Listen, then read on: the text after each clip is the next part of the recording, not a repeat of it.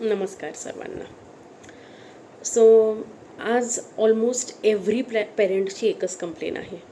Ma'am, माझा मुलगा स्टडीला बसत नाही, अभ्यासाला बसतच नाही आणि फोकस तर अजिबात होत नाही, सारखा डिस्ट्रॅक्ट होत असतो. पण you know what is the real question? तुमची मुलं आळशी आहेत का? की आपण काही चुकीचा अप्रोच यूज करतो आहे?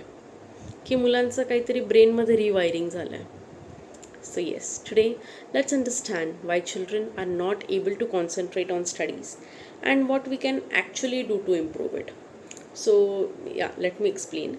आजकाल मुलांचा प्रॉब्लेम काय होतो आहे की त्यांचं डिस्ट्रॅक्शन खूप वाढतं आहे आणि सगळ्यात मोठं डिस्ट्रॅक्शनचं कारण मोबाईल. मोबाईलमध्ये काय असतं? Fast videos, reels, games, constant entertainment. एक रील झालं की दुसरं, लगेच तिसरं, लगेच चौथं. सो ब्रेनला सतत एक्साइटमेंटची सवय लागून जाते. बट स्टडीजमध्ये एक्झॅक्टली अपोजिट होतं. Slow reading, thinking, practice, patience. So what happens is ब्रेनला नॅचरली स्टडी बोरिंग वाटायला लागतो. सो याचा अर्थ हे नाही की आपली मुलं लेझी आहेत, but it simply means that their mind is getting used to fast entertainment instead of slow learning. So let us understand the practical solutions on it. We as a teacher or we as a parent, what we can do. So the very first thing is create a no phone zone study time. Study करताना phone completely साईडला ठेवा, बंद करून ठेवा.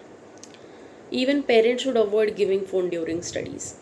Because काय होतं की मुलंच काय, आपण सुद्धा नोटिफिकेशन आलं की लगेच काम सोडून मोबाईल बघतो. सो हे अवॉइड करण्यासाठी फोन एकदम बंद करून साईडला ठेवला पाहिजे अभ्यास करताना. आणि दुसरी गोष्ट, use short study time. What happens is as a parent आपल्याला अपेक्षा राहते की नाही, माझ्या मुलांनी 2-3 तास सतत पूर्ण वेळ बसून अभ्यास केला पाहिजे. तसं होत नाही. इन्स्टेड तुम्ही ट्राय करू शकतात की 25 मिनटं अभ्यास, 5 मिनटं ब्रेक, मग परत 25 मिनटं अभ्यास, 5 मिनटं ब्रेक. याच्याने ब्रेन फ्रेश पण राहतो आणि ॲक्टिव्ह पण राहतो. बिकॉज मुलांचं अटेन्शन स्पॅन खूप कमी झालं आहे आणि माझ्या मुलांनी 1 तास 2 तास सलग अभ्यास केला पाहिजे हा विचार तुम्ही सोडून द्या. आणि काय होतं की अभ्यासाला बसलं की फक्त रीडिंग रीडिंग रीडिंग हे न करता तुम्ही त्यांना काही क्वेश्चन्स विचारू शकतात. बाबा तू काय अभ्यास केला? तुम्हाला जर लिहिता वाचता येत नसेल तर तुम्ही त्यांना सांगा की हां, तू जे काही वाचलं आहे मला ते एक्सप्लेन करून सांग. So what happens when children explain you something, their concentration automatically increases. And the fourth thing that you can do is appreciate efforts. Children sincerely study करत असतील तर त्यांच्या एफर्ट्सला अप्रिशिएट करा. आपण काय करतो, आपण प्रोसेसपेक्षा आउटकमवर जास्त लक्ष देतो की नाही, माझ्या मुलांनी आज अर्धा तास अभ्यास केला आहे, आपण त्याच्यापेक्षा त्याला अप्रिशिएट करण्यापेक्षा त्याच्या मार्क्सला अप्रिशिएट करू. Don't do that. जर आज काहीच न करण्यापेक्षा आज अर्धा तास तरी अभ्यास केला आहे, so use good motivating words like nice efforts, yes, good improvement. हे गोष्टी मुलांना मोटिवेट करतात.